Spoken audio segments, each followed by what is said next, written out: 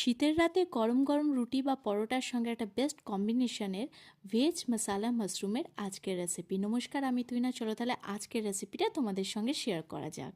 প্রথমে দুটো মশলা বেটে নিতে হবে। এখানে নিয়েছি গাজর, আদা, টমেটো, শুকনো লঙ্কা, গোটা জিরে। আর একটা বাটিতে নিয়েছি কাজু, মগজ, সাদা তিল। খুব ভালোভাবে ভিজে গেলে আলাদাভাবেই কিন্তু দুটো মশলা বেটে নিতে হবে। আর এই হচ্ছে মাশরুম। তো এখানে আমি অ্যাড করছি বাটার মাশরুম। তো মাশরুমটাকে খুব ভালো করে কেটে ধুয়ে একদম শুকিয়ে নিতে হবে। আজকের রেসিপি তোমরাও ট্রাই করতে পারো লাঞ্চ বা ডিনার। তোমাদের রেসিপিটা আজকে কেমন লাগলো অতি অবশ্যই কমেন্ট সেকশনে লিখে জানিও। তো নিলাম একটা ফ্রাই প্যান, খুব ভালোভাবে গরম করে নিয়েছিলাম। অ্যাড করলাম 2 চামচের মতন বাটার খুব ভালো করে গলে গেলে তাতে অ্যাড করে দেবো বেটে রাখা মশলাগুলো, জাস্ট 2 চামচের মতন।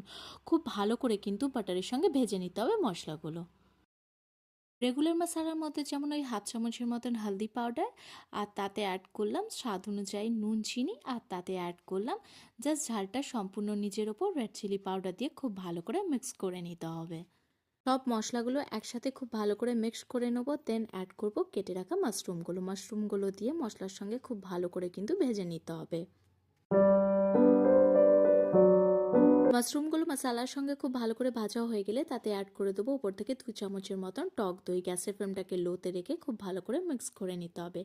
দেন অ্যাড করব অল্প পরিমাণ মতন গরম জল, যাতে মিক্স হয়ে যায় সব কিছু মশলার মাশরুমটা। ঢাকনা দিয়ে খুব ভালোভাবে কিন্তু ফুটিয়ে নেবো, যাতে মাশরুমও খুব ভালোভাবে নরম হয়ে যায়। আমার পেজে তোমরা যারা নতুন আছো তাদের একটাই রিকোয়েস্ট যে ফলো, লাইক, শেয়ার, সাবস্ক্রাইব করে দিও। নতুন ব্লগ বা নতুন রেসিপি এলে অতি অবশ্যই তোমাদের কাছে নোটিফিকেশান পৌঁছে যাবে। আজকের রেসিপি একদম কমপ্লিট। দেখা হচ্ছে নেক্সট একটি নতুন রেসিপির নতুন ব্লগের সঙ্গে।